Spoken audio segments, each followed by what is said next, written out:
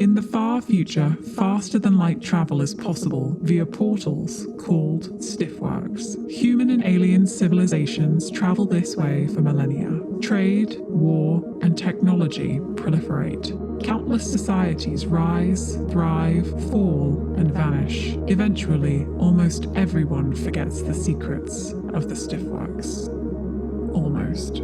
300 years ago, the worshipful company of Stillfleeters is formed on Spindle, a space station of unknown origin. They send fleeters into the void using stiffworks in search of profit. It is 100 million years in the future. Welcome to Float City.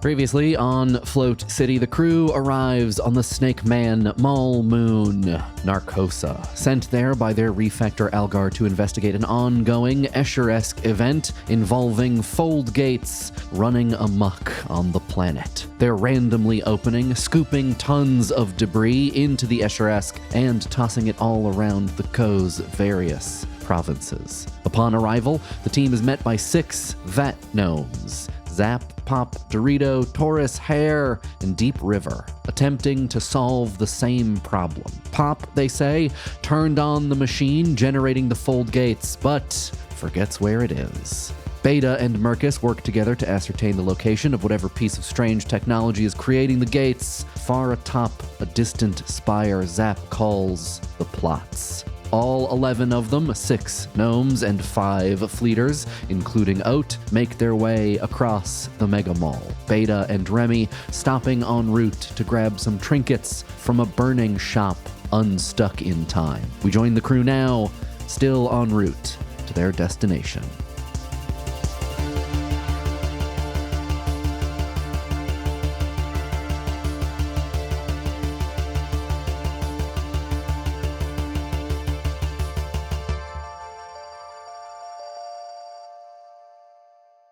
Can Remy check what thing he got? Oh, yeah, sure. Okay, so you are all walking along this giant abandoned mall soon on Narcosa. Some of you, Remy and Beta, are a little charred, but your suits work fine, and you have some new things. Remy, you want to look at yours? Yes. So you are holding a slightly melted, but not completely destroyed, like hard shell plastic box. It kind of feels like one of those boxes that you keep film negatives in, if you know what those look and feel like. Okay, yeah. Do you want to open it? Sure. Okay, so inside this thing, there is, how do you describe this? On the left, there is a bunch of pieces of paper, like sort of hard plastic, almost laminated like documents that seem to describe the operation of the thing that is clicked into a set of like holders on the right. It kind of looks like you know those mechanical stamps? Like it has the big handle on the top and you push down and the stamp flips around and you know, puts ink on something. It kind of looks like that crossed with a very, very fancy over-designed video card. Okay. So it's like very sleek and black and has lots of beveled edges, but it definitely has like a platform in it that looks like it's raised above a couple, like a set of legs, and it has a plunger that you would push down. And yeah, you can tell that there's kind of like there's like a drawer in the middle of it or a storage compartment that you can open. I guess I open it. Roll a D30. Ooh. Whoa. I immediately thought there were going to be bugs in the film canister. Bugs! I just got this like overwhelming feeling. I was like, there's going to be Definitely bugs in there. Yeah. Hot bugs. I rolled Yeah. an 8. Yeah, it looks like there's 8 sort of, they almost look like Band-Aids, but they're square and they're small. They're like a gray beige color. Great. If you look at the pieces of paper, the like laminated pieces of paper that are shoved into the left side, you can see that there are close-up instructions of this thing being pressed down on what looks like a limb of some kind, like an arm or a leg. There's there's like a bunch of stuff written on the pieces of paper, but you can't read any of it. And actually it's like kind of hard to look at. It looks really strange. Like it's the pictures aren't moving, but it's like the text is animated like a lenticular print. Like it's always kind of changing shape a little bit. Right. Okay. But yeah, it seems like it is suggesting that this is something that you stamp on your body. Cool. All right. Sounds good. Cool. Remy just shoves it back in his pack. Okay, keep walking. Yeah, Beta's gonna keep hers. Do you want to look at it? Do you want to know anything about it, or do you just... I want to just know what it looks like, but I don't want to examine it. I just want to know what it kind of looks like. Yeah, it kind of looks like it's like a slightly large, squishy chestnut that has like a dozen or so 2-inch long tendrils coming out of it. Ooh. They're like kind of floppy. They're like kind of flopping around. They're like a bright pink, and the actual body of the thing, it's like round, is a dull blue, and it smells really good. Oh, yeah. She throws it in her bag and says, "I'm gonna take a look at you later." It's also it's wrapped in a like slightly charred piece of fabric that has illustrations on it that seems to describe something about it, but like unless you spend some time looking at it, you can't really see. Cool. All right. Beta leans over to Zap and says, "Have you ever been in there before?" Ooh. The Plaats, yeah, many times. Don't know that we've ever been up to the top, but yeah, we've lost some good people in the Plaats. Let's just put it that way. Okay. That sounds pretty ominous, my dude. Yeah. Well, I mean, intentionally, yes. And he gestures around, and you see all of the there's a fold gate opens next to you, and you can see Kalarash through it, and another fold gate opens, and you can see Kakudun through it. That's just what life on Narcosa is like. I see. Merkis is guiding Deep River by the hand over all this rubble. It's like, what did you mean you open gates too? I study the hell science like you. Oh, wait a minute. Oh. Hell science, you say? You can touch the gates.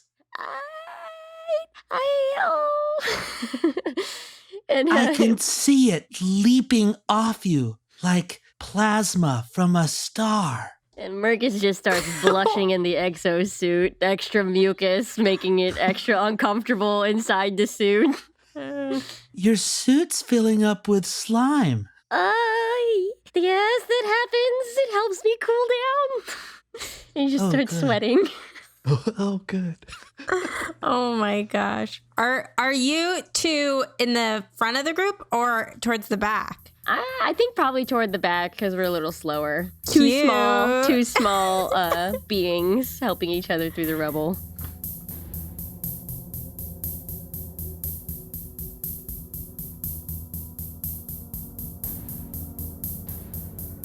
You traverse the strange debris-filled landscape of this mega mall for what feels like a long time. As Zap said when you set off, that it was going to be a couple thousand meters. So you're walking a couple miles, really, to your final destination. Mm-hmm. Someone roll a d6 for the group. I got it. Clacking away on my keyboard. Clackety clack. Ooh, roll a 1. Let's go. Oh no! That's not good.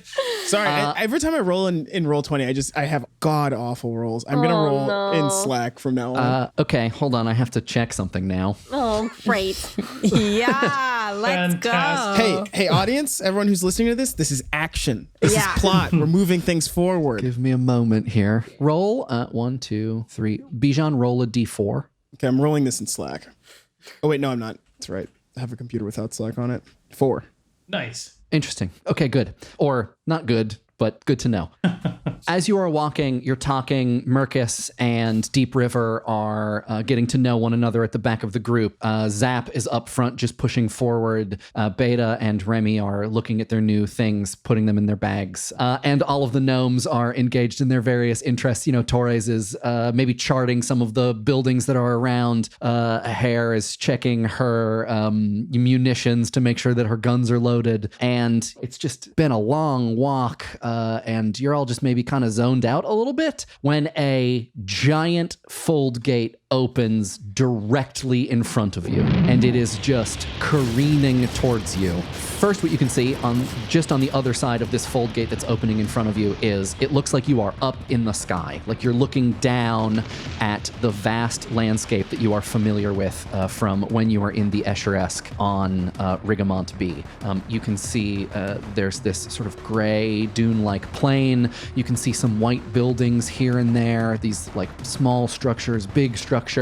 All of it's like a little difficult to look at, and it looks like even though you're looking forward into the fold gate, you are looking down in the Escheresk, and you can see that slightly closer to the, and again, this is a metaphor because it's the Escheresk, ground, there is another fold gate that's open. In that fold gate, you can see bright light, sunlight. You can see very large green plants. You can see a bit of beach and a bit of water. You can even maybe, if you're paying very close attention, hear the distant lap of the shore. You are looking at Kakudun through a fold gate, through the Escheresk, and through another fold gate. And sure enough, on this little port that you're seeing from a distance, through multiple dimensions and across untold space, there's just piles of fucking trash. There's just the remnants of this mall that these fold gates have been picking up, strewn in a giant pile. Everybody needs to pass a movement check, or else they will be sucked into the Escheresk and then potentially sucked into Kakudun. Sick. Oh, buddy. And to pass, Send me to hell. Oh, I got an 8. it's you. To pass is a 6. Is a 6. 6 or Okay. higher. I'm gonna buy 3, I think. I'm also gonna buy 3. And then I'm gonna roll. 10. I'm gonna buy 3 and risk it. Ooh. Oh, I got a 6 total. Close. Okay, I'm gonna buy 3 and I'm gonna roll an 8. Buying 3 only costs 3 grit, right? Correct. Okay, I guess I'll do the same. Yeah, buy 3 to add 3, buy 6 to add 6, buy 9 to add 9. Yep. Spend. Oh, that's rolling 1d11, right? You add it to your final score. Don't add it to your dice size. Add it as a bonus to the score that you get. Okay, so d8 plus 3. Taylor, you can 6. roll. Nice. Ooh, nice. We all you guys pass. Shannon, what did you get? I got 8 plus 3, whatever. Okay, good. 11. Taylor, you can roll for the gnomes however you want. Like as a Not the gnomes! Dorito. as a group, one by one, like however you like it. Oh my god. Don't do it as a group, then they all go at once. It's What so- about Oat? Oh yeah, Oat too. I forgot. Oat is with us. All right. Oat can't talk because he has debris caught in his throat. Yeah. Oh no. I'm so scared. No. Dorito screams out, Go! We got a gate sound! That's gate sound! Everybody move! Serpentine! and all the gnomes, like in clearly what is a practiced formation, sort of run at a horizontal. They run at like a 90-degree angle to. It's like to- escaping to a the gate. riptide. Exactly. Yeah. Except for Herr. I'm just gonna call her Herr. Herr Yeah. rolled a 1. Oh, no. Her bandolier of improvised grenades has caught on a piece of rubble that is jutting into the path that you were on, and it's right in the middle of her back, and she cannot get it unhooked in time, and she is at the very front of the line. It looks like the gate's gonna get her. Merkis is in the back, so I don't think he would make it. Zap makes a dash because he's pretty close to the fold gate because he was up front leading everybody. He makes a dash to the fold gate as it approaches to try to get to her, but he misjudges the pile of debris that he has to get over, and he just like face plants directly into like a pile of trash and is covered in dust. Do we see where Herr goes? Do they go through both fold gates? Herr is, she's trying to reach behind her, but her arms are just too short to reach where it's caught the bandolier. So she looks back and says, "Anyone? Is anyone gonna help me get this thing off?" And then she sees Zap face plant, and she turns back and she looks at the fold gate, sighs, reaches down, pulls a knife out of her boot, and begins to cut the bandolier off of the front. I'm sorry, wait, who has the thing with teeth? The stabilizer? Yeah, who has the stabilizer? Vynos does. Oh, okay. I'm sorry. I didn't think I actually had that. Yeah, can I use it to keep the thing open so that they can get their leg out? Yeah, absolutely. Okay. The fold gate stabilizer does not require a roll to use, but it does cost you 1d12 grit.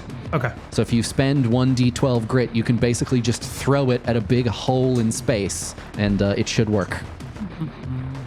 That's how it works. Oh, God, 11.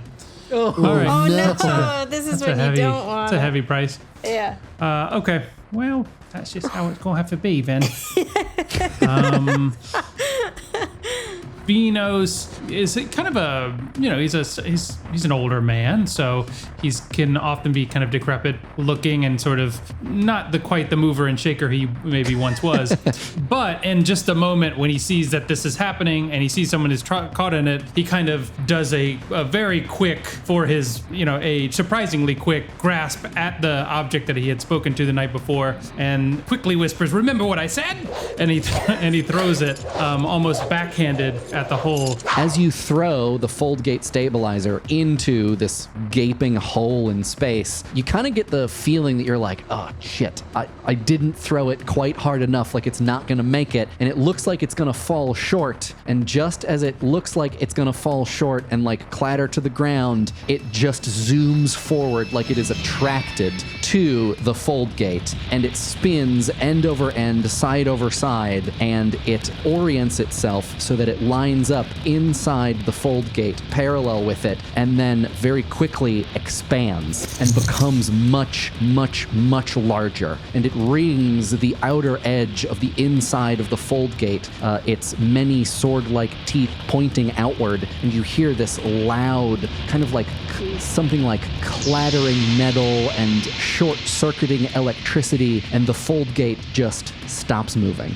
and is now stable and is just hanging out probably about 5 or 6 feet away from Zap and Herr. It smells terrible. It smells like burning hair and burning tires. And like the fold gate is up against some debris that you can now see. It's just like singeing and burning and sucking into the Escher-esque, but it's not moving. And you would appear for the moment to be safe. Vynos, my hero.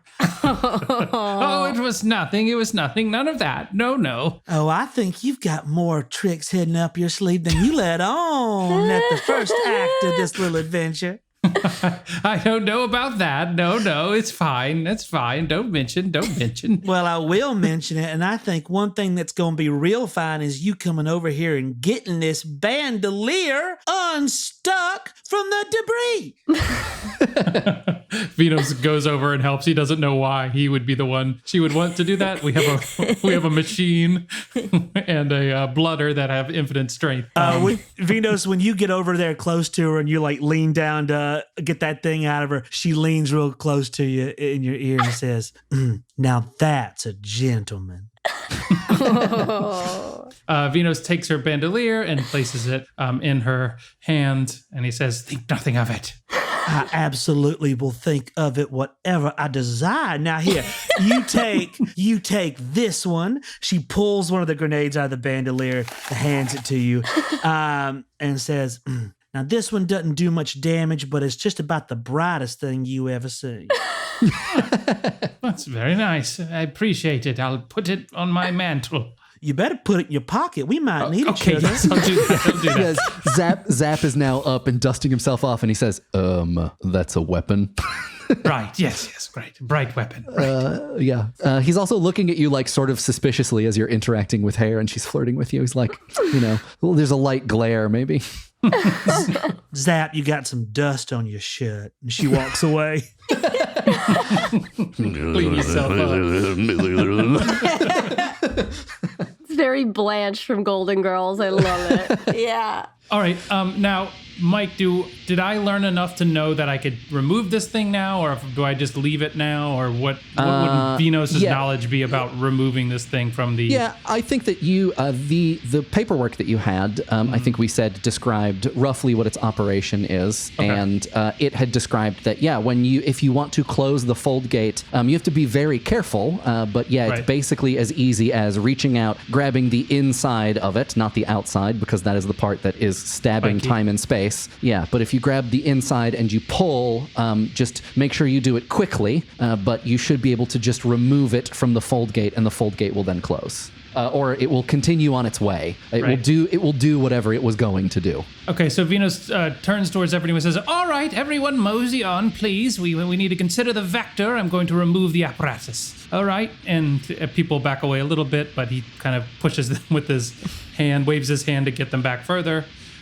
He reaches in and pulls the stabilizer towards his body. Yeah, it's weird. It's like much heavier at first. When you pull on it, you really have to put some oomph into it. But after a couple tugs, you get it, and it kind of collapses back. It tessellates or untessellates. It retracts itself into its original size and shape. And there's, again, just like this terrible metal on metal screeching utensils on a plate. I'm not going to sound design this in just because of how unpleasant. Don't. Yeah, but like you can imagine as you're pulling it out, and the fold gate passes by everyone. I assume everybody got out of its way. It burns through a bunch of the debris that everybody was climbing over. You can smell it all get charred and messed up as it passes through. And if you watch it retreat in the direction that you came from, after a couple dozen meters, it starts to shrink and get smaller and smaller until it just becomes a pinprick of blue light that then just disappears. Zap looks at you and he goes, "That's a nice piece of kit you got there." Yes, it is. Has many stories. All right, on we go. And Vynos. Betas kind of observes the way that Herr is now looking at Vynos, is getting jealous again, and then kind of just whispers under a breath, "Yeah, quick thinking, Vynos." Remy's just like, so that's what that's like. He's unbothered by the whole thing. But kind of impressed by it. Like Vynos, I mean, that was a cool cool thing that Vynos just did. Anyway, Remy pulls out his flute and starts tootling again. No! And Merkis is like mumbling, "Affectionate group here. Very affectionate, very affectionate." Wait, are the gnomes a polycule? This is... Yeah, you tootle your way to the Plaats. You make your way for probably about another half a mile or so to this giant white spire. You can just hear Merkis explaining, like, I'm not actually a hell scientist. I have to come clean to you about this already. I'm a banshee. I just open gates. I don't do anything else like Vynos. Who's Vynos? Oh, the one who threw that thing into the gate. Oh, I barely noticed him. And Merkis is just spine just completely straight and trying to like squishy walk. So, are you the captain? In a matter of speaking, yes. Hell yes. Camera pans away.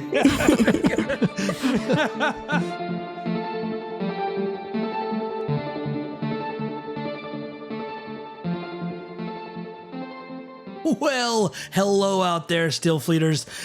Fun heads, floaters. Well, maybe we don't want to be called floaters. Hey, I don't know. Email me, tweet me, let me know what you want to be called. But regardless, hi, how are you? Hey, it's me, Taylor. You probably know me because you were just listening to me talk to you. But I'm here now to tell you about our new sponsor on the show. That's right, Inked Gaming, right? Inked Gaming. Maybe you already know them, maybe you don't. In case you don't, Inked Gaming, they do all sorts of game stuff. Tabletop gaming gear, playmats, dice bags, dice, sleeves, all sorts of things like that. They are a one-stop shop for quality gaming gear. And their products feature designs from talented artists and creators all over the world. And you know, we would not be doing business with them unless, correct, all the artists and creators featured on Inked Gaming receive a commission from products sold with their work. Now, not only is the stuff that they already have fantastic, it's really cool and fun, but also they specialize. They really make it sing, helping you customize your gaming gear quick and easy to make your gaming stuff your style. And they make it easy and affordable. And it's not some like big weird company who you can't understand working in like some sort of black box operation. Oh, no. It's a small company, dedicated 18 tight-knit gamers out of Corvallis, Oregon. And they've been doing it since 2011. Everything is made here in the US of A. Just working with them, it's very easy to see that they love what they do. And they even sent me some stuff, which was fantastic. And I swear to God, I'm not kidding. It smelled like shortbread, like playmats and dice bags that smell like buttery cookies an adorable grandma would have in the oven when you come over. It was great. Okay, so not only all that, but if you're ready to up your game, Inked Gaming gave us an exclusive discount code. You knew it was coming, and here it is, baby. I'm not going to disappoint. Exclusive discount code just for listeners of this podcast. Can you believe it? So go to Inked Gaming site at, guess what? inkedgaming.com/FunCity and use the code FunCity at checkout to receive 10% off your entire order. And if you're like me, someone who once they make a move, you know, you got to go all the way. If you're going to get a whole bunch of stuff and if you're going to go back, you'll probably end up going back. Don't overlook the loyalty program, the Consortium. That is a good deal. And this year only Consortium members will be given early access and exclusive perks in their upcoming Black Friday sale. So go get on that now. Again, that link is inkedgaming.com/FunCity and use the code FunCity at checkout for 10% off everything. Maybe you know you want to do it.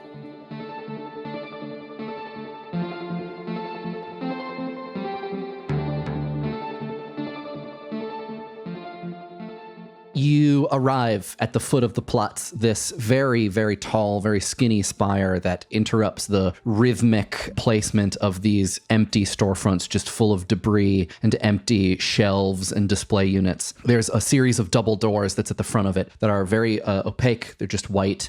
And the gnomes actually, as they're approaching, like they've done this a million times, they all take out small tools, small pry bars, very like skinny bits of metal, things that look like metal wedges, and they all begin to work one by one on very specific areas of the door. Like Zap is in the middle with a wedge and a hammer, and Herr and Torres are on either side of him with these pry bars, and Pop and Dorito are like off to the side watching, and it's like this very orchestrated, choreographed little dance. Like, like they do this a lot, and they have a way that they do it. After much hupping and straining and grunting, they eventually manage to pry the doors open, and through the gap in the middle, Zap runs through, and on the other side, he beckons to all of you to come through. We follow. Vynos follows. Goes. Remy follows too.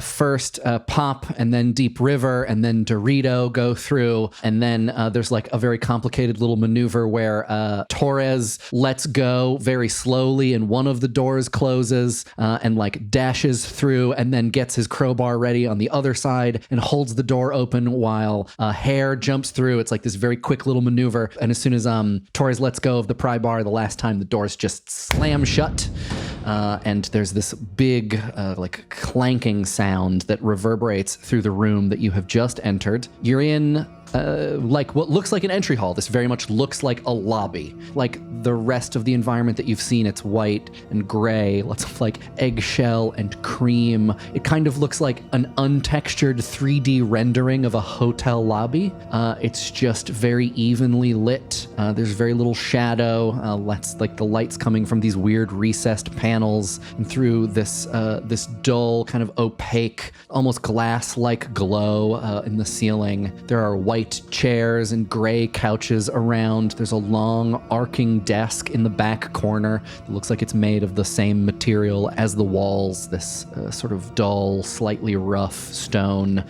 There are broken pieces of sliding doors, composite desks and office chairs and all this other stuff. And Zap says, "So, we got a couple different ways to head up."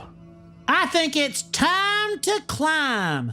Climbing's my favorite way, y'all. Climbing is the flying of walking. Sorry, what was that? Climbing is the flying of walking. Okay. Torres, absolutely not. We are not climbing again. Do you remember what happened the last time that we climbed? Well, you know what they say? If you fall off the horse, which I don't know what it is, I don't know what that refers to, but if you fall off the horse, you got to get back on. And I say, no matter how many people die trying to climb up this impossibly tall tower, we got to keep trying. Or else who are we? Exactly. Look at him. He's speechless. What? Can somebody... Dorito, what's going on here? Are you a coward or not? You scared? You scared, flute boy? Zap puts his hand up and he's like, one of the ways that we can get to the top is by climbing, but it is very dangerous, especially if you have never climbed, and especially if you have never climbed the Plaats before. But if you would like to climb, we can. I'm sorry, is there not a ladder or something? Are we free soloing a giant rock face? What's so dangerous about climbing? Free soloing is the phrase free soloing in Stillfleet lore. Zap looks at you with no hint of irony or knowingness and says, that's exactly what it's like. Oh my God. I don't know what free solo means, but it's a sheer face of what we think is an unfinished stairwell that we have been installing, let's call them climbing aids, for the last decade or so, but that doesn't make the climb any less dangerous. Well, it's kind of hard for me to die, so I don't think I should make this decision for everybody. What other methods are there of getting to the top? Deep River gasps and her eyes get really wide, even wider. And she says, there is a lift? There's the elevator. The elevator is in now. Well, we're lucky. There's an elevator that is now.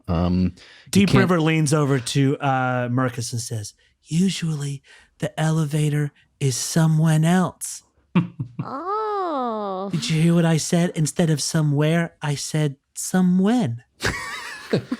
That's just part of the language that we use to talk about time. Oh, I see. Do you get it? No. Fair. What is the period of oscillation for this time and that? Unpredictable. Oh goodness. But So now we could be sucked into a different time at any time on the elevator. But now it's now. Yes, now it's now. The elevator will likely be faster, but you are correct. They do sometimes blink in and out of time while riding. We have a pretty good track record of getting them to where and when we need to be. It's just, yes, there are sometimes detours. And then you hear Pop says, ha! And of course, everybody looks over at Pop. Pop's got it's a device. It looks to be sort of like a, like that game where you have like the ball and cup where the ball's on the string and you try to throw it up and catch it in the cup. He's holding a device like that that's like a rod with a little cup on top, and he's holding the bottom against the ground. And above the cup, the ball that would normally sit in the cup looks to be like a hovering sphere of liquid. And it's vibrating. It's pulsing with vibrations. And he's watching the vibrations of this little levitated liquid sphere. And he says, well, it appears that there is also a diner 3 floors up. That's close. Excuse me, a diner? A diner. Imagine... Yeah, well, you ought to imagine a machine that's designed for one purpose only, and that is to eat and to eat and to eat. Designed by who? Boy, your guess is as good as my guess is. But I can tell you that the big and the hungry, once in a blue moon, if you're lucky, you can ride upon the one. That's what a diner is, boy.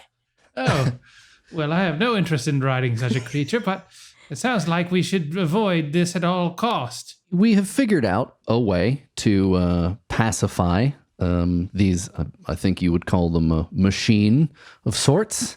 and to use them as a way of crossing long distances that otherwise would be difficult or arduous on foot.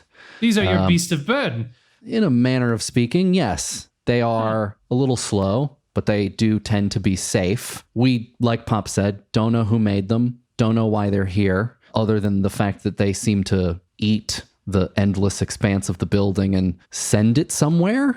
They eat more than would fit inside their storage units. One notable thing about them is that they never blink in and out of time. So they seem to generate a field of some kind. And you should just know, if we decide to ride the diner, the field can sometimes cause first-time riders to see things.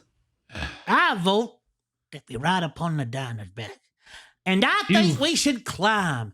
Like, why ride the diner when we can be the diners ourselves? What's wrong with y'all? Are y'all scared?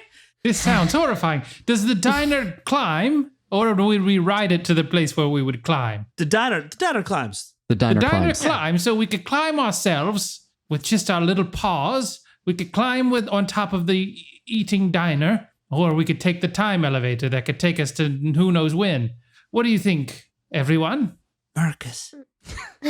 Should we take the elevator? I like the elevator. You like the elevator? Team, I think we should take the elevator. All right, Remy, whatever you Beta, want. what do you say?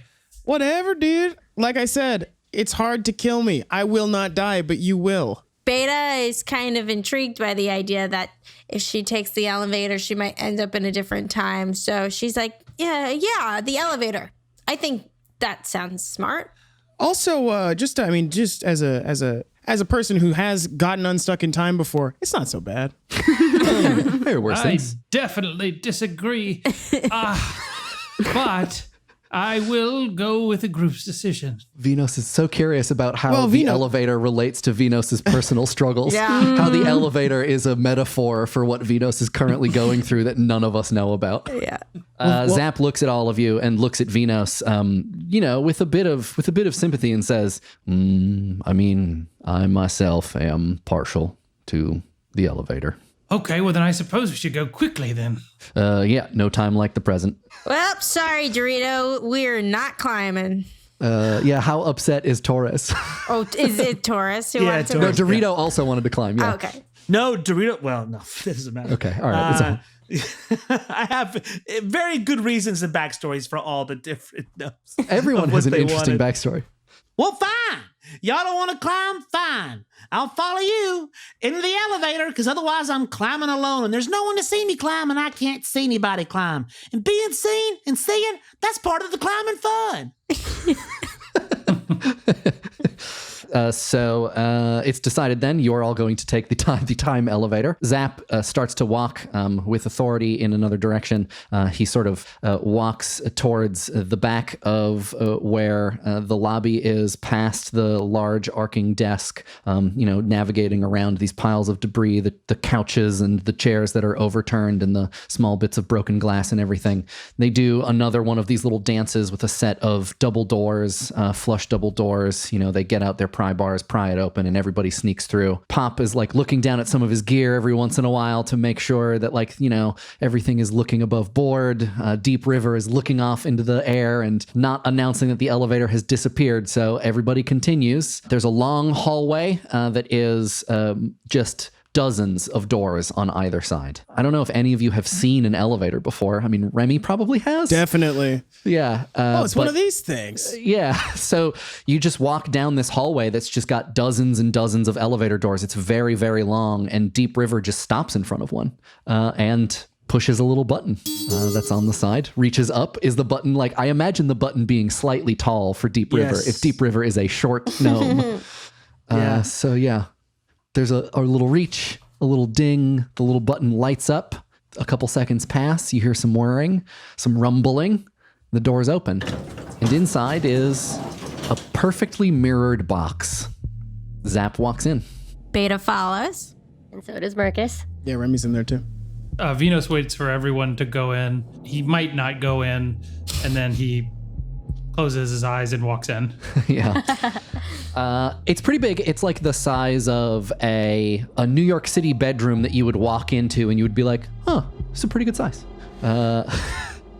Like it's big enough to fit a queen size bed and like maybe a dresser drawer, a set of drawers in, and still be comfortable. It is mirrored on all the walls, on the ceiling and on the floor. All of the panels are mirrored. The doors close and it's mirrored. It is very strange to be inside. You are looking at a hall of just yourself and the little accents that are between the panes of glass that make up the walls, the little lights that are slowly fading in and out, the buttons on the inside panel that are in a strange language that you can't read, and when you look at it, it kind of looks like a lenticular print. It vibrates back and forth a little bit. There's even one of those news screens that's above them that is, got a bunch of motion graphics, like text going by on it, and like some blurry-faced people that are hard to make out. You can't really read any of it. You don't know what any of it is, but yeah, it looks like you're in just an elevator for this building. When the doors close, you hear a voice come through the speakers in the elevator, and it makes this terrible, like half talking, half rasping, hissing noise that it's trying to tell you something. And Pop takes out one of his boxes, pushes a few buttons on it. One of the numbers towards the top of the buttons in the array lights up. The elevator jiggles a little. There's a pleasant little noise. And then you feel the elevator start to move. The elevator first feels like it's moving backwards, and then it feels like it's moving down, and then sideways. And Zap is looking at Pop like, what's going on here? Is this how the elevator works? Oh, no one knows how the elevator works. You should hold on. Okay. And he just grabs Deep River's shoulders like... Then the elevator feels like it starts to move up. And you can see Pop and Zap go, Everything's gonna be just okay, dokey, everybody. We're gonna make it to the top of the Plaats. The elevator was the correct choice. and then elevator music begins to play. Beta takes a look at herself in the mirrors. She goes to Remy, am I really that short? I don't know what it is, but I just think of myself like we're the same height. I know that we're technically not the same height, but am I really that short? Emotionally, no. Mm-hmm. Yeah. Well, this is why I don't have a mirror. Have they ever seen mirrors before? Like, is this like a thing? Yeah, you probably all have some like polished piece of metal somehow affixed to the wall of your room blob. Unless you have made the specific choice, like it sounds like Beta has, to not have those things, I would expect that you would have something that allowed you to look at yourself. This reminds me of the Fun City episode about what are balloons? You're not aliens, is what you said to us. Yeah. Like a glass dog is looking at melted itself. sand. I feel like they're always walking through the material, the main material used to make it. So the elevator goes up and up for quite a while. It's like multiple minutes pass, and everybody's looking around at one another and kind of starting to get comfortable and like, well, we're just on this ride, I guess. Zap looks at Vynos and he goes, "So, where'd you learn how to throw the thing with the teeth?" I didn't. It just came to me. I knew that I needed to be somewhere in the ballpark of the opening, and I just cast it, and it did the rest. Did you scavenge that? This was a piece of gear loaned to me by the company for this very specific purpose. Got it. What did they tell you about coming here? Not much, I'm afraid. Only that these rifts are causing quite a problem for not only this planet, but several others. And then the elevator shakes very violently.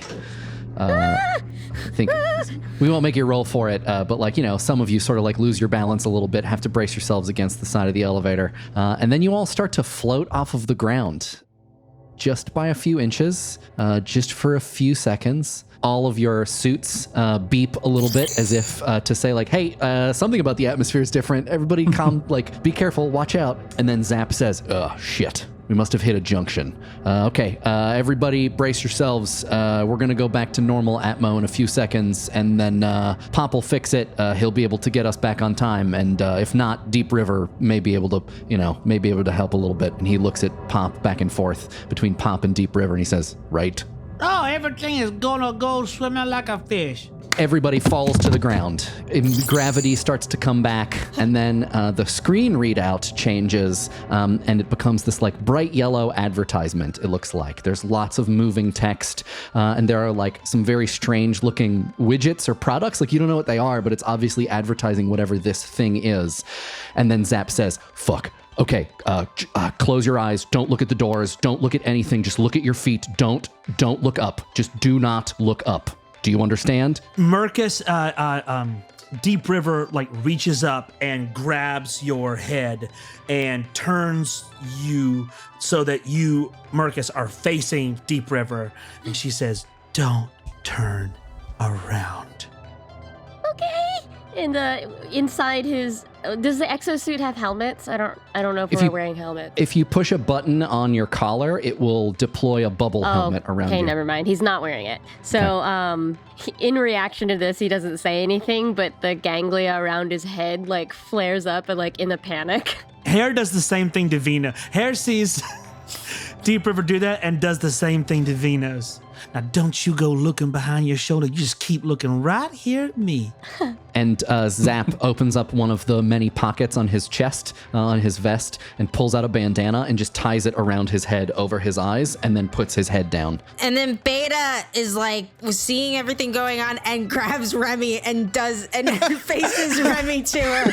I guess we're supposed to be doing this. Isn't your face shiny? It's so shiny. Remy closes his eyes.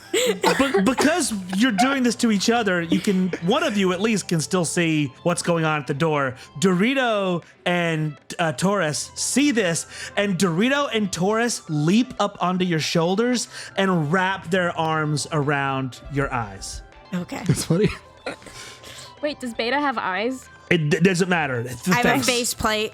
Yeah, where ostensibly she might see from. Yeah. Okay, it's you like being under the wire, but like at that moment as they jump and ride Beta and cover her, where her eyes probably are, the elevator, you hear that hissing, talking noise again, and it dings and the doors open, and you get a rush of cool, fresh air. Do you hear the sounds of many people all talking in that strange, hissing, talking language that you can't understand? You hear lots of footsteps. You hear like loud, distant music, a pair of wide, iridescent boots floating millimeters off of the ground, cross the threshold from the exterior of the elevator into the elevator. Whatever this being is, quietly says something to all of you, very short. The doors close.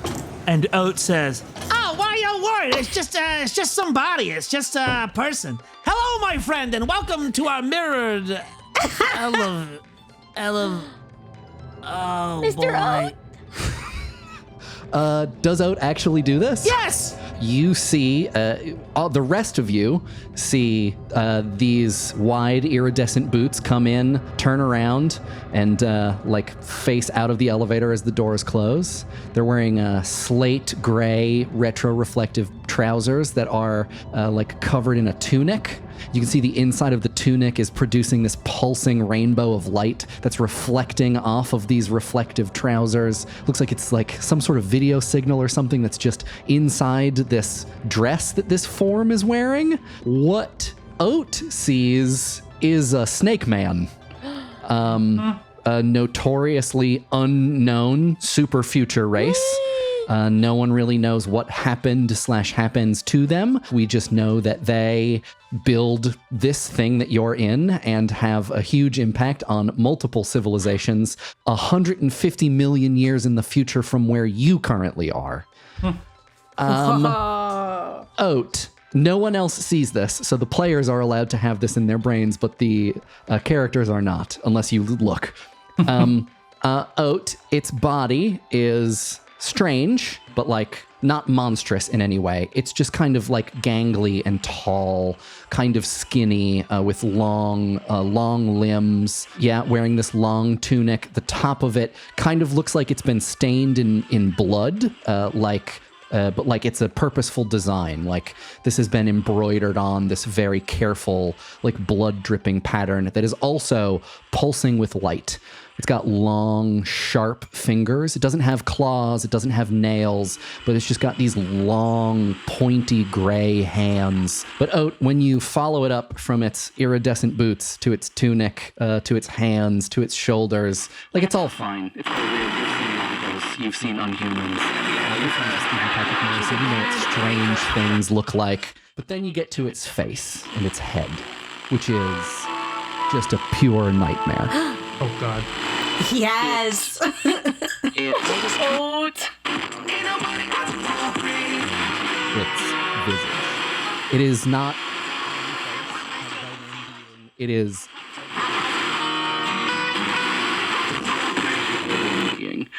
It kind of looks like. Yeah. Which is like those. Yeah. Right. Fast, horrific assemblage. Learn more at OWG. Texture. And it sees that you look up. It hears you say, like, it's just a person. Like, what's wrong with everybody? Why are you being so rude? And it turns and it looks at you and it smiles and it nods and says hi in the polite way that people do on elevators. And the Oat screams. Please lose D3 sanity. Whoa. Oh. That's a 3, my friend. Gosh. Oh my gosh. Oh. I feel like would Beta being a xenobiologist kind of maybe get the sense that this is a snake person, but from the boots? Yeah, this is definitely a snake person. Okay. So Beta definitely knows this is a snake person. Beta knows it is a snake person. She has it's a life goal of hers to meet a snake person because she wants to meet and converse with all types of sapients. And so she is trying very hard to see, but she has the bodies of the 2 gnomes covering her entire faceplate. If you want to roll calm to try to get them off, you can. Yeah, they're not trying to like hurt you. They're just trying to cover your eyes. Right. She Wouldn't be knows a that. fight. But I think she's not going to fight it. She's just like, she's trying, but like maybe knows it's not great for her to do this, but it's like, it's an internal struggle. Okay. Oat is screaming, help. Yeah, the snake man that's in the elevator, you hear him sort of like hiss, whisper, talk a few things. It doesn't sound particularly threatening, and he kind of like shifts his body weight a little bit. The doors open, and you see the feet turn around and like back out of the elevator, and the doors close, and there's another sort of rumble, and Zap takes his bandana off and looks at Oat and says, "What did I tell you?" Oat projectile vomits all over Zap. Oh. Oat, you now know exactly what Morrissey means when he says there are demons everywhere. You're not consumed by it. Like, it is not an obsessive thought, but it is definitely an occasionally intrusive thought that this person could be a demon. They could be a snake man, or they could be someone hiding in the body of someone else. Your fundamental understanding of what it means to be like one particular being has been shook. You are no longer confident in the base level idea of identity, that a thing is itself. I want to go home. I just wanted to check real quick how sanity works. It's I would say that it is basically like role playing fodder. Okay, so we don't all have an insanity score right now. You do have a sanity score to start, yes. Oh, but what is that? I believe it is just your will. It should be generated for you by the character sheet. Yeah, Okay. It is just your will. Okay, But it's like when you when you lose it, you permanently lose it. Like, you can't get it back. Right. Okay. Oh God. I want to go home. I want to go not to spin. I want to go back home. I want to back before I went to the party. Zap looks at all of you like, do you know what this means? Oh, Mr. Oat. Dorito pulls something out of one of his little satchel pockets, and he comes up and he goes, Oh, okay. You've never seen a snake man before? If any of you were to look in the elevator, Dorito was just looking at the snake man the whole time, making that motion with his 2 fingers. Now look, here's a story, man. You're never gonna be the same, but I can help you out right now. and he pulls out a little. It looks almost like it's a forked tube. It's about the size of it looks like a crazy straw. He pours a little powder into it. One end of it ends in 2 tubes, and he puts it into Oat's nose. Bend over, yeah. Come down here for a second. Puts it in Oat's nose, and then Dorito blows into his side of it, and it blows the powder up into Oat's nose.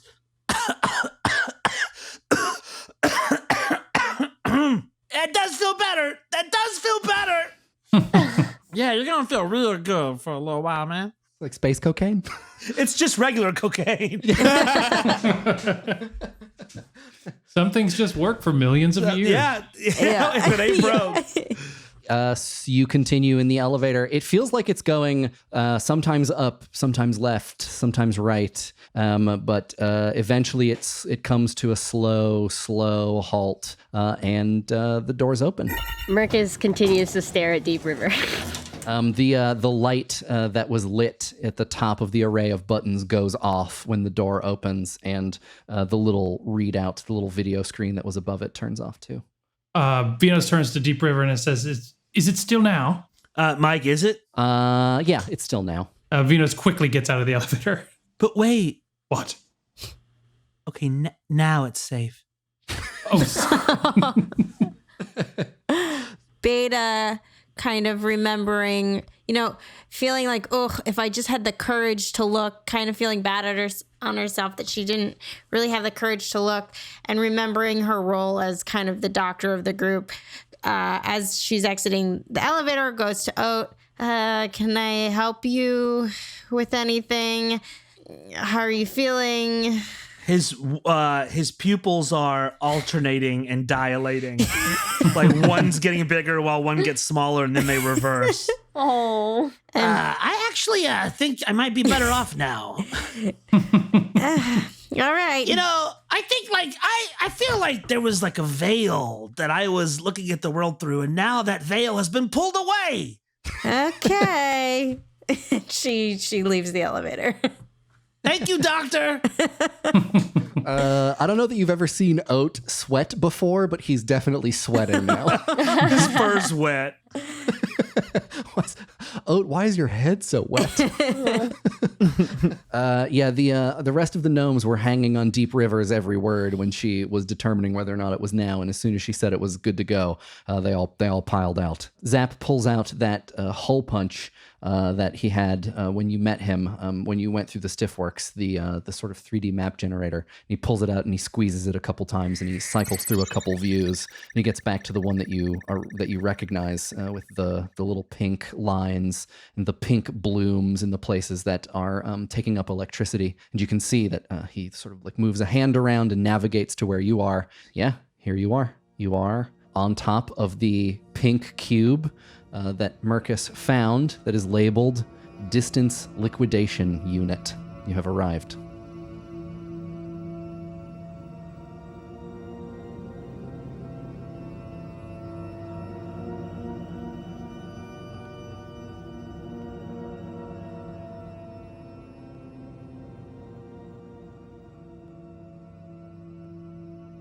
Well, I think I can say that we're headed in the correct direction.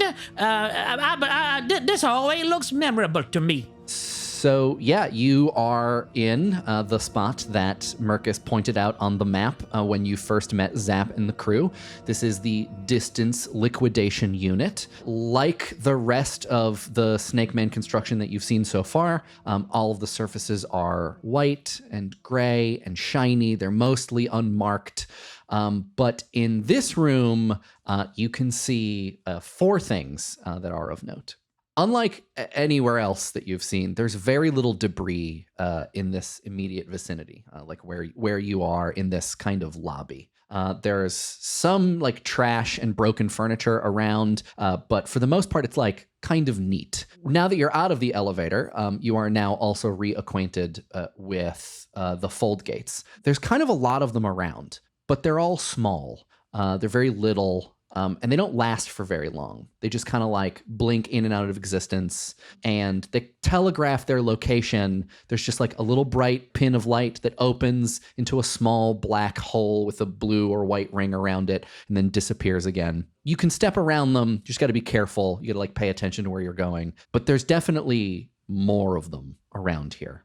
You can also see for the first time, since you've entered this giant building, there's a window. You can actually see outside of where you are. If you like walk towards a little bit out of the elevator, you can see that you are very high up. You are very, very high up. The main edifice that you were trekking along for the last several hours is, you can see it, but you really have to crane your head and look down, and like it's just this small, distant, like grid of ceilings of these buildings, of these structures, very densely packed, all the way to the horizon around the curve of this artificial moon that you're on. And then you can see, if you look straight out, 3 or 4 other spires that are of the size of the one that you're in, just dotting the landscape. But you can see, in fact, it is the case that every inch of space on this planet is covered with this mall that you were just cruising through. You also see a big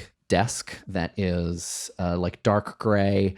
It doesn't have a front on it. You can see that it's got these metal legs, and there's just some pieces of paper on it, and there's some like broken bits of plastic or shelving. But hanging on the wall behind it is a painting. And it is, I think, the first bit of decoration that you have seen the entire time that you've been here. It is maybe the first bit of color that you've seen, other than the fire that you witnessed or the objects that you stole out of that room. And the painting is 2 Monkeys by Peter Bruegel, the Elder.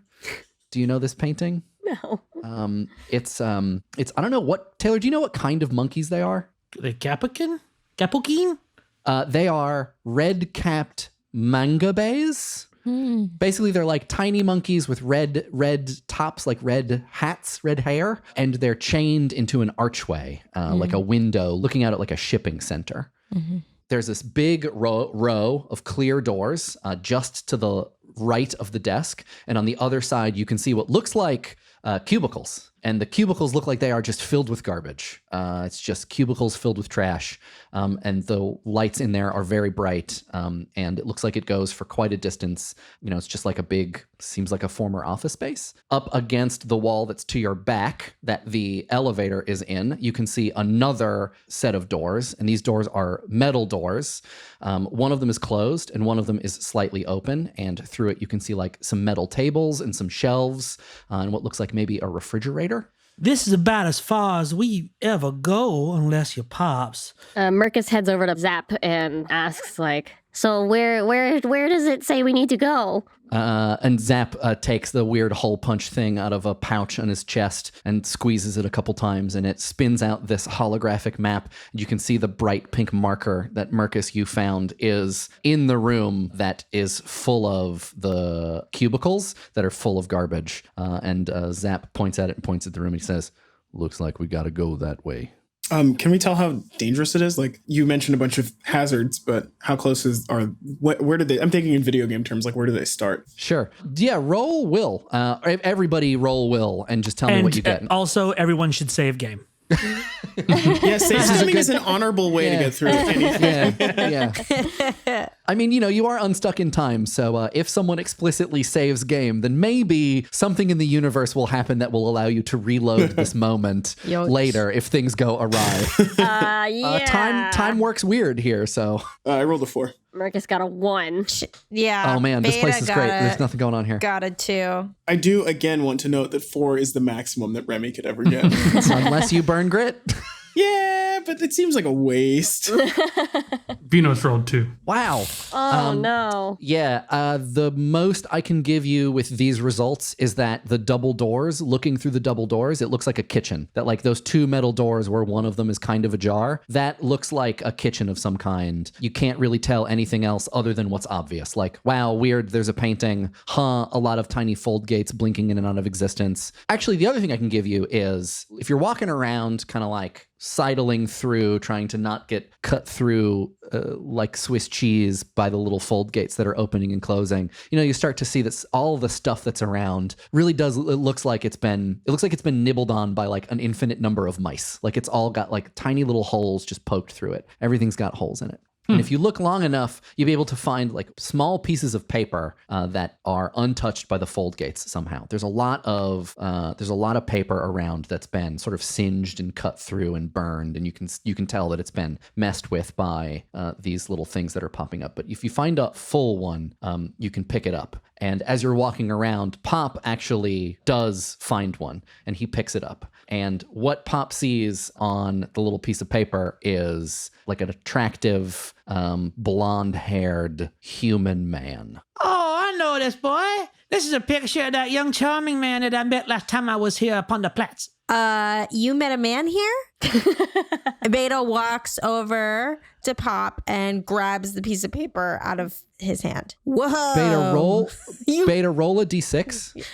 Whoa, you met a man here. Oh, man. Oh, man. You remember that? Frank Roger Rabbit. Oh, man. No, man. I rolled a 2. Okay, hold on one sec. Let me look here. Okay, Beta, you do not see, there is no man on this piece of paper. There is a woman on this piece of paper, and it is a Shoodtha woman, dressed very old style, like a human commandant. She's got a very dramatic, like big gray beehive of hair. She's wearing very proper naval dress with like tassels, giant epaulets, highly decorated, very big, very impressive blue steel sword with tons of jewels in the scabbard. This person is like, yeah, very impressive to you. This is him. That's the charming young man that I met last time I was here. He wanted to give me a place to live. And then Beta says, whoa, you met a woman here. Very. No. Remy overhears this and walks over and swipes a piece of paper and says, give me that. Roll a d6 for me. No way, Beta. No way. Let me take a look at this. No, come on. I want a couple more minutes with it. Roll the 1. You also do not see a man. You see a female waiting. She is hold on, let me think about how she's dressed.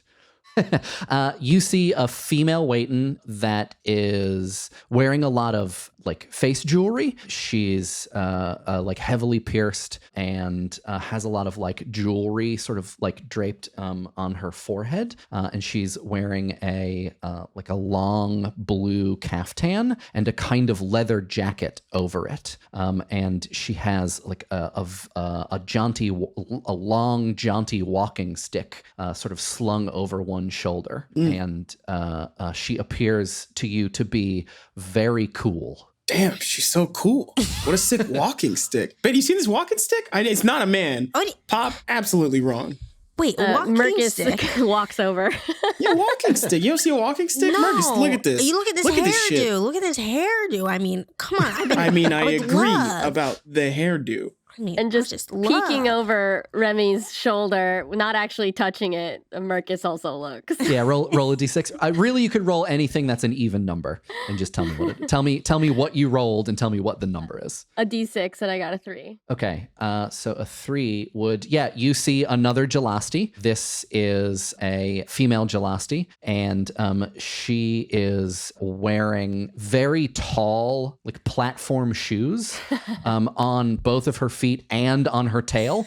So there's like a long sort of like conical tip on her tail that allows her to balance on her really tall shoes. And the shoes actually have a kind of like video paint on them that's like showing an old painting of a forest landscape that is being depicted on these very tall shoes. And she's wearing like what looks like a boating vest, like a floaty vest, with the buckles. And it's got a ton of buckles, and there's a little hole cut out in the bottom to accommodate the Jalasti ganglia.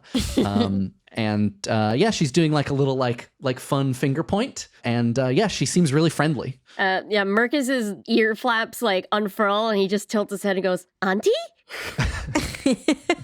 I don't get it. No, this isn't your auntie, but I would love to meet this woman. Yes, she's Jalasti. What? I'm seeing a waiting. No. I'm seeing just a handsome young human man, I guess. Wait, Vynos, would you take a look at this? I don't need to take a look at this. Oh, come on, Vynos, take a look. Come on, take a look at it. You guys are looking at some advertisement from 1,000 years in the future, all right? It's trying to show you some kind of lifestyle that is fitting of your kind. Now give me the damn thing. But we can agree it's hot, right? Yeah. And Vynos we can looks, agree. And I'm rolling a d6 too? Yeah, roll your d6. Tell me what it is. But we all agree it's hot. We do. I got a 5. You see a male Harajun that is slightly older, but has very notable silver hair. Like where the Harajun are often white or like kind of cream colored, this Harajun is like bright silver, looks very distinguished. And he's wearing these very tiny circular glasses and is holding a large tome underneath one hand, and is wearing this long bright green leather, kind of like open vest that goes down to his knees. He just looks very, very erudite. Yes. Well, this is pretty hot. All right, my apologies. Want to be clear, you are attracted to the heritage. Yeah. Thanks, Vynos. Okay. So we got some fucky paper from the future. Yeah, this is weird. Okay. And as you're all like sort of gathering around it, just by chance, a little blue fold gate beacon starts to open up in the surface of the paper and opens and closes in an instant and like kind of burns a hole in the middle of it. And when this happens, it just turns pure white. Like it's been sort of wrecked or destroyed or turned off in some way. Like whatever was going on, it's no longer able to do it after it's been burned through. Some sort of trick by the snakeman, perhaps? Well, I liked it. Yeah. Beta walks towards the painting and asks everyone, okay, what are we seeing on this thing? Everybody can respond to Beta however they like. You all see 2 red-headed monkeys chained to a wall. I see monkeys? 2 red-headed monkeys chained to a wall. Okay. Wait, how do you know what a monkey is? There's a painting of them right there. And the plaque says underneath it, 2 monkeys. In the language that we all speak in the far future. Okay, just checking. How big is this painting? Actually, I don't know how big the actual one is, but this one is quite large. It's like imposingly large. The actual one is 9.1 inches by 7.9 inches. Yeah, so this is like 9.1 feet by 7.1 feet. I was just seeing if it was something that I could take, but it seems a little hard. So I mean, it would be hard to carry, but I'm not going to stop you. But there aren't any Folgate holes in it? There are no Folgate holes in it, no. Are you guys noticing what I'm noticing? Yeah, certain things seem to be safe from the Foldgate activity. And that painting has been there for a while. Does it look dusty? No. Doesn't look dusty, but there aren't any people in here. Sometimes I come up here and I clean the dust off of it. No, you don't. Don't lie. Quite a fan. Why are you lying, Dorito? I'm not lying. Dude, are you lying? Why would I lie? Remy takes out his You all flute. need to tell your friend to calm down. Remy takes out his flute and starts tootling. No! Dorito knocks it out of your hand. I love this flute duel. The flute gimmick is my thing. You can't come over here to my tune and take the flute. I'm the flute guy. Remy retrieves his flute and gives this fucking goblin thing a stare. Dorito pulls out a flute and plays it at you. We about to have a toodle off? No. Remy grabs the flute and crushes it in his hand. This episode is just 45 straight minutes of flute play. Yeah. You Remy take grabs his the flute and crush it? He makes like he's gonna crush it. Go ahead. And he reaches behind his back and he pulls out a second flute.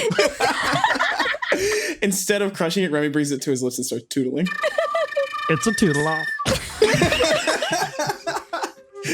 Thank you, flute person, giving us flute sounds. Yeah. Much respect to Jake Fridkiss. Yeah. All right. After each of you play like a line or two, Dorito says, "Okay. I'm sorry I knocked that flute out of your hand. Obviously, it's something you care a lot about. Maybe there's room for two of us here."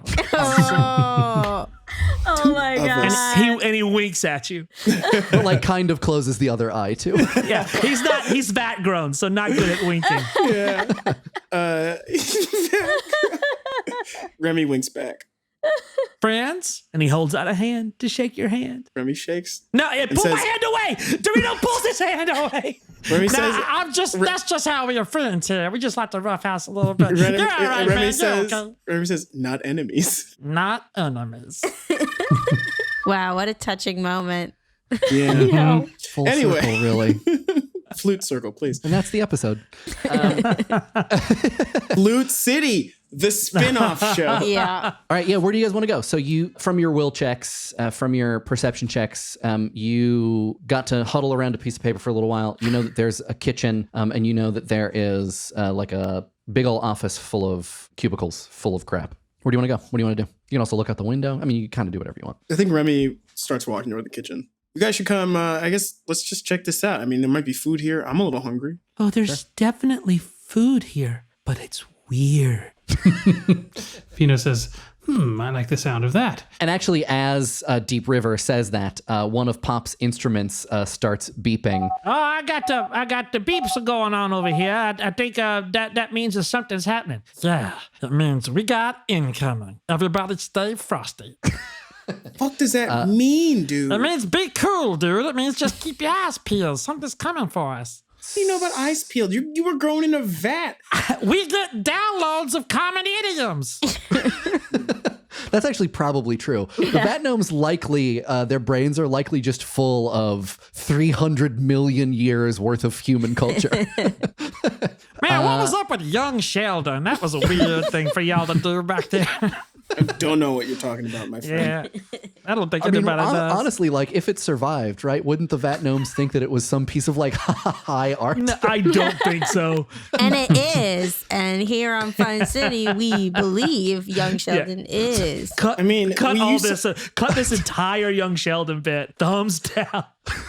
Okay, yeah. Pop says that his instruments are beeping and that Dorito says we got incoming and tells you to stay frosty. Remy, you continue walking towards the kitchen. Yes. So when you go in, when you open the door, you see it's like, it's kind of like what you would expect from the back of a restaurant, like back of house at a restaurant. There are these long metal tables with nothing on them. You can see a wide stove top that's not on. You can see a tall refrigerator that's closed. There are a bunch of like preparation tables, and there are a bunch of look like shelving units to your left-hand side. It looks like there's just like a bunch of cubbies for storage. And as you're looking around, it starts to get a little cold in there. You can feel like there's a slight draft or something, and then all at once, it's like the air gets kind of sucked out of the room, and you get hit with this cold, strong blast of air that kind of like pushes you back a little bit, back out the door that you were walking in. And there's a flash of light and a flash of what looks like smoke or steam or something that covers the cubicles, the little cubbies. In its place, where it was once empty and there was nothing in them, it is now full of what looks like super future snack food. Sick. So it seems like there's a bunch of, that's what they meant by incoming. There is some out-of-time snake men food that has popped into existence in this room. Does it look edible? Yeah, do you want to walk over and take a look at it? Yes. Yeah, yes. sure. Remy's so hungry. He's so hungry. So you can see there's 6 different shelves, and each of the shelves is covered in a different different type of thing. The bottom one, it's like a plastic bag, like a bunch of plastic bags, sort of like what we would identify as chip bags. There's a bright yellow background and a gray ground that like has perspective, like going off into the distance, like it's a pathway or a trail. And on the trail is a tesseract with spindly arms and legs that's got big friendly eyes, and it's holding a bag of what you are looking at. Like it's got the bag has a picture of itself on the bag, and on the bag that the tesseract is holding is another tesseract with big eyes holding a bag, and on that bag is another bag with and so on and so on and so forth. Sick. So yeah, it looks like a little foil bag. On the shelf above that, you can see a very neatly laid out collection of small Klein bottles that are filled with a bright blue liquid. Do you know what a Klein bottle is? It's like a thing that doesn't have an exterior surface. Yeah. How is it filled? We, as in this universe, can fill a Klein bottle. I was about to say. Yeah. I made sure. I went and watched a YouTube video to make sure it was possible. Whoa. They sell like expensive, like gimmicky wine decanters that are Klein bottles. Yeah. Whoa. Nice. So yeah, there's a collection of a bunch of small Klein bottles filled with a bright blue liquid. They're like 6-7 inches tall. They have etchings of what looks like a 4-headed fox on the side of them. The shelf above that is like a large set of like a large display box. So like, it's like a big box with a bunch of other little products placed inside of it. And you can't tell what they are because it's like the top of the box is turned sideways, so it's pointing out at you, and it's just got a bunch of brightly glowing lights on it. It's like a bunch of little squares that are shimmering a kind of rainbow color. And until you pull one of the small boxes out, you won't really see anything else. The shelf above that is these kind of like clear plastic sacks of red like liquid of some kind, in which are floating cubes of blue jelly. The sacks have a really wide base, and it seems like the jelly is thick, so they kind of like stand up and they make they make like the shape of a little mountain. And you can see on the side of the sack there are little valves that you can open and close. Remy grabs one of everything. Here, you want to hear the last 2? Yes. Okay, 2 more. This is again, I rolled a D6 to figure out how many gnomes there were. I rolled a D6 to figure out how many snacks there were. I love it. Glad I'm letting you use your tables. Snack content. So the next shelf up, it is there are just stacks and stacks and stacks of what seem like perfectly identical fluorescent green leaves. They're kind of in the shape of fig leaves, but they're a foot tall by like 9 inches wide. So they're huge. And it looks like there's a plastic band around each of them, and clipped into the band is something that looks like a spoon on one end, but kind of skinny, and a butter knife on the other end. And then on the top shelf, there is like a fake wooden partition, that looks like fencing or something. That is that's installed in the front, and it's just filled. There's like no additional packaging with things that look like rocks. Until you pick one up, you don't really know anything else. It just looks like a rock. Looks like a crate full of rocks. Yeah, Remy grabs one of everything. Okay, let me see if you learn anything else just by picking anything up. Okay, the large box with the smaller boxes inside of it. The boxes are about the width of like a lipstick box, so it's small, but they're long. They're maybe like 6 inches long. On the side of them, there's an undulating animated rainbow that like has a set of like friendly looking discs like riding on it. Like they're jumping, like the box is animated, like it has a little video that plays, and the discs are excitedly surfing on this undulating rainbow. You pick up the sack of red syrup with the blue jelly. It's like sort of weirdly heavy. Yeah, the green leaves feel like leaves. They're just really thick. How thick? And like maybe 2 inches, maybe 3. Damn, that's thick for a leaf, Mike. Yeah, it's like a leaf steak almost. That's a thick leaf. Thick leaf. Thick. Thick leaf. Bijan's face hates it. Bijan hates it. He hates I just don't Bijan, why do you hate a thick leaf? It's just the way The way that you're saying it makes me not like it. I would eat a leaf steak, right? Yeah. Let's find out. Let's find out. When you get one of the rocks on the top shelf, it's actually kind of squishy. It looks like a rock, but it's really soft. Mike, I am never going to hire you to be a snack designer. Once you get one in your hand, you can see that they all actually have a character painted on them. And the character is a vat gnome, and he's wearing a weird getup that looks kind of like a cross between Western garb and with a steampunk top hat. And he's got a very big, bushy, blonde mustache that he's twirling in his fingers, and he looks sort of like a rapscallion. Yeah. So I think so. Remy brings the vat gnome branded thing and gives it to Dorito and hands him the vat gnome looking thing. It's like, yo, you know what this is? Oh, yeah, man. You should eat some of this stuff. It's great. See, you said it like that, and now I don't want to eat it. It's safe. Dorito does not appear to be pulling your leg in any way. Okay. Remy just puts it back in his pack and walks off. Oh, no, come on. You should eat it now. You should eat it now, Remy. I'm giving you all this weird stuff. You got to do something with it. It's a miniseries. Yeah. I did actually have an idea, but I was gonna. All right, it's fine. Yeah. Remy looks at Dorito again and looks at the thing again. Hey, look at me. Not enemies.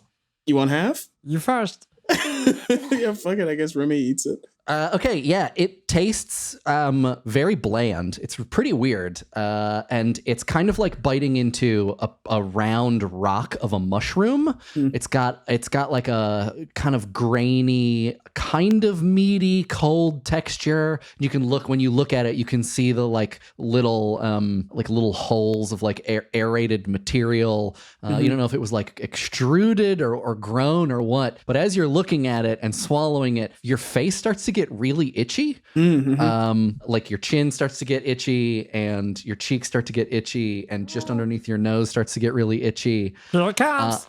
And then just all of a sudden, a mustache pops out of your face. A big, blonde, bushy mustache, like the one that the vat gnome has on the object that you are holding. Everybody, how does Remy look with a big blonde mustache? Is this a good look? To Beta, this looks really good, to the point where she's like, okay, that stuff is cool, and she grabs the other half out of his hand and bites it. The same thing happens. Your exterior, whatever. I mean, no face. But you start to get a strange tingling feeling on the front of your bag head, and then it's your face sprouts after several seconds. A thick, bright blonde mustache. Okay, I'm sensing a pattern here. Remy high fives Beta. Yeah, she high fives back. Wait, so there are effects here. I need to know what everybody thinks about both Remy and Beta's mustaches. Do they look good? Yeah, I think that to Merkis, they look great. Got a mustache right now. Vynos thinks they look good. The look isn't really complete though. There's something missing, maybe an accessory or a big hat. Sure. But he's like, this is almost there to something quite nice. Yeah, I agree. They need like a topper, like a hat, like a fast, like something to focus the eye. But I gotta say, both of your faces, A+. Agree. So then for the next 24 hours, you each get a +1 to charisma, to charm. Yes! That's how it works. At which point the snack will wear off, and the mustache will fall out. Should I put the +1 that in the condition area? Yeah, you can put it in your conditions. You can put it in your bonuses and just make a note that it's good for a day. Yeah. A Shoodtha with no face and now a mustache. Yeah. That's so sick. That's so fucking sick. You guys, there's more if you want to get in on this. There's a whole was like, Yeah, so all of you see lots of Remy. stuff. Now after this has finished itself, after you've been through the mustache ordeal, you realize that Remy is cradling like armfuls of weird foreign-looking snacks that you don't recognize. If you head into the kitchen, you can see at the far left edge, at the far left wall, there's a tall shelving unit with a bunch of strange snacks on it, and you are free to grab whatever you like if you want anything. And if you eat anything, let me know and I'll tell you what it does. But just be fast. We got a job to do, and it's dangerous up here. Little fold gates going in and out everywhere. Merkis walks over and grabs one of the leaf steaks. Yeah. Like, maybe we can share this, Deep River. Like Lady and the Tramp music playing. Yeah. But he puts it away for now. It is very strange to hold because it is kind of what I've described. It's like, it's a, let me see if I can do it. Thick leaf. That's good. I did all right? Okay. I just want to make you guys proud. Yeah. That was very good. Vynos pops the top off of one of the little long boxes with the rainbow on it, dips it into one of the Klein bottles, the liquid, and gives it a smell and takes a bite. Give yourself +2 grit and +2 reason for the next day. Wow. Nice. And that's +2 like max grit. Nice. Oh, nice.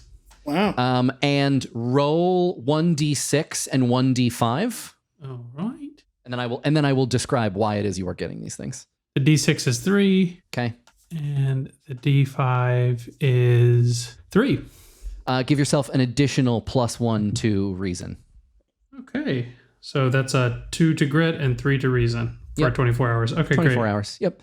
So yeah, you sort of like, you have to like rock the Klein bottle back and forth in order to get some liquid out of it. So you like sort of do that over the little thing that comes out of the box. When you open the box, you pull out it's like a small, glossy, sugary looking cylinder that has an always turning rainbow on it. So this is like animated food. Like this is something you can eat, but is, has movement to it. And That's it looks cool. like it has 4 chunks perforated into it. So like you can eat 4 sections of this thing. So you like, rock a little liquid out of the Klein bottle onto the top section of this rainbow thing and like take a bite off of it. And the Klein bottle, the juice that's in the Klein bottle just tastes very, it just like tastes like energy. Like it is definitely, super future Red Bull of some kind. Nice. It's kind of sour and sugary, but also sort of medicinal. And that is what is giving you a bonus to your grit and your reason. And then the like weird rainbow snack kind of depends upon how you roll. It like affects different people differently at different times. It's got a panoply of effects, and you happen to get a +1 to reason. And both of these things last for 24 hours. Sweet. Vynos, how you feeling, bud? Quite well. That means very good, doesn't it? Yes.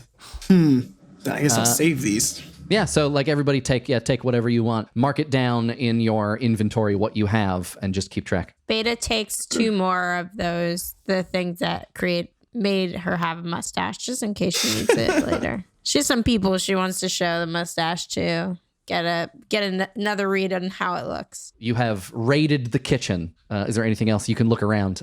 It looks mostly pretty empty. So there are no gates coming into the kitchen, right? There are some, it's like, I'm just assuming that you're all being careful enough as you're moving around that you're not like, that you're like keeping your wits about you, and you are not purposefully moving into something that would take a core sample of your body.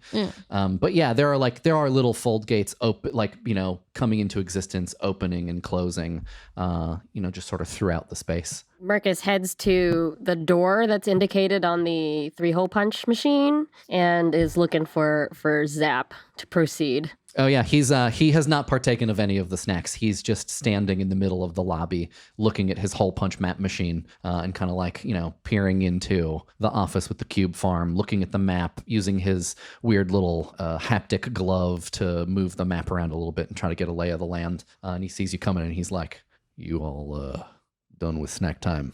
Yes, I believe so. Should we proceed? I would like to solve this problem sooner rather than later. You got it. So let's go. Is it through All right, there? group. Round up. What's going on? Like, where? And Beta Says the is, mustache. Beta is just like touching her mustache and is like not even paying attention. It's very full and soft. So nice. I would describe it as luxurious. It's like it's been conditioned. Okay, so does The everybody gnomes get to... all stand forward in a line. Grenades and munitions. Miracles of hell science. Architecture and wayfinding. Communication. Shit. Communications and technology. Morale. Morale. That's right. Do you not have someone in charge of morale on your team? I would say that's Beta. I was going to say, who does everyone look at? Yeah. I would say that's Beta. Oh, well, thank you. Wow. Thanks. Wow, this is a huge moment for me. Never have I ever thought of myself in that way. Yeah, it's more of a calling than an assignment or a job, really. I just feel that the role of morale officer just belongs to you, you know? It's just out there in the world, and we but live to meet it. Wow, that's so deep. Dorito, you're a natural. Oh, thank you, Zap. And Zap gestures towards the clear doors. I'd like to remind everyone, we don't know what's in there, so just be careful, watch your six, don't get into any trouble, all right? Merkis leans over to Deep River. You stay behind me, okay? I think you should stay behind me.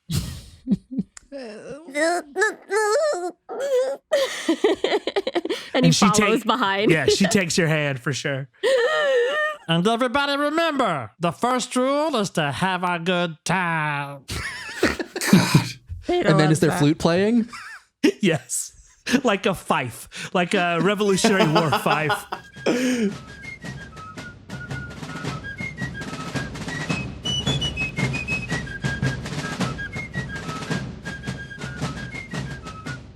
All right. And Zap says, okay, time to shove off. And he goes to one of the clear doors and opens it up. Does everybody follow him through the clear door into the cube farm? Yes. Great. So you walk in. Yeah, you can see much clearer now what you saw before from inside the lobby. There are a bunch of cubicles just filled with all the same kinds of rubble that you've seen throughout the rest of the structure that you've been wandering around. Weirdly, for some reason, not in the lobby, but in here, yeah, it's just like full of trash, full of building material. And it's all got tons of little holes poked through it. And you can see that the fold gates here are a little bit thicker, a little bit more dense, not larger, but there's just more of them as you move into this room, and they're coming and going like a little bit faster. You can still easily see where they're coming from. You can step out of the way. You can make sure that one of them, doesn't cut through you. They don't form inside your body. They occupy empty space first and then move through things. As you walk further in, you also start to hear, just in like little bursts, brief snippets, segments of what sounds like really loud conversation, like a lot of people talking all at once, like a busy office almost. But it's very distant. It's like it's on the other end of a tunnel. It's just like little bits here and there. And tons of people talking and then nothing. And then tons of people talking and then nothing. As you're walking through this maze of cubicles, you look up and you see there's this, it almost looks like drop ceiling. Like it's just this grid of squares above you. Some of the squares are lit. They're like bright white light coming out of them. And you can just see that the cubes and the ceiling just go and go and go. Like this office floor or whatever it is just, you think maybe you can see the end very far away. Like, it's probably not infinite, but God, it's huge. It's football fields and football fields. And as you are walking through this, walking with Zap, following him, looking at this pink beacon that's on his map, getting closer and closer to it, those bursts of sound of people talking gets louder, a little bit more frequent. And then you actually start to see, in like the corner of your eye, in like distant sort of sections of this floor, like just the ghosts of figures, like these little diaphanous shapes of people, of humanoid shapes, kind of like coming through a kind of fog and disappearing, and they're timed with what you can hear, this large group of people talking.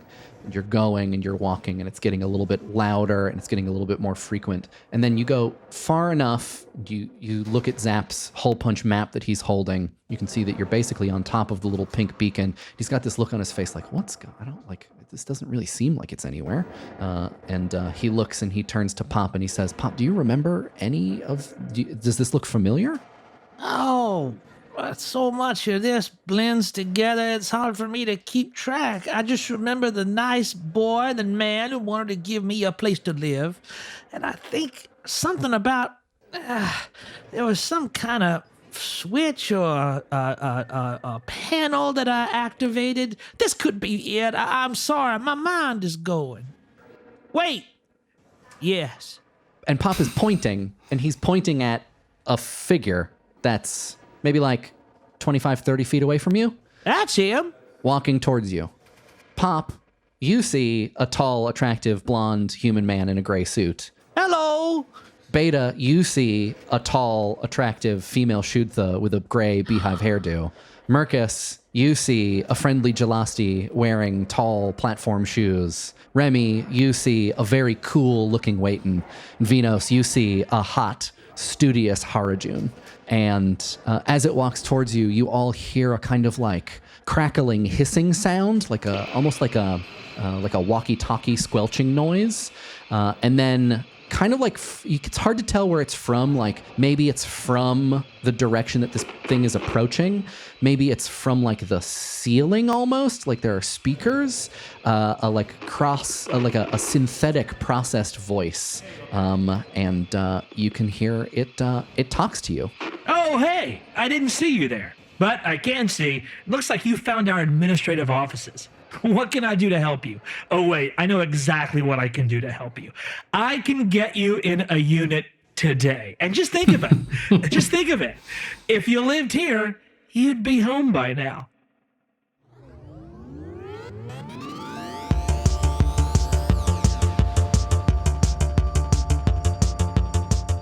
You are now leaving Float City. Next week, from the 16th to the 27th of November 2020, the Fun City crew is throwing a little fundraising party on the internet. For 2 weeks, we're going to be streaming, posting fun extras on our Patreon, and playing games on Twitter. Our hope is to increase our monthly Patreon take so that we can hire an editor, which means hopefully being able to avoid postponing releases in the future. If you want to see what we get up to, join us on some streams and get some fun behind-the-scenes goodies. Head on over to patreon.com/Fun City Ventures and toss us a buck or two so we can keep making the show.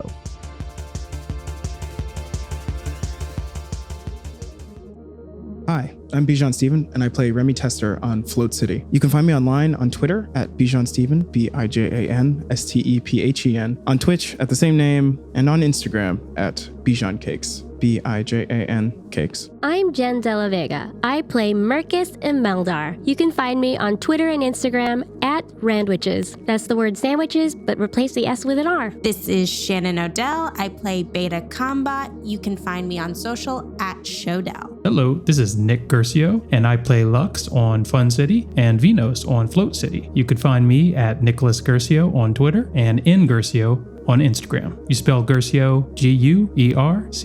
I'm Taylor Moore, and I play all the cool, interesting characters. You can follow me at taylor.biz. My name is Mike Rugnetta. I am your GM, and you can find me on Twitter and Instagram at Mike Rugnetta. You can find the show on Twitter and Instagram at Fun City Ventures. Float City is played in a soon-to-be-released system called Stillfleet, which you can find on Twitter, Instagram, and Patreon at Stillfleet. This episode of Float City was recorded at various locations around Brooklyn, New York. It was produced, edited, and sound designed by me, Mike Rugnetta.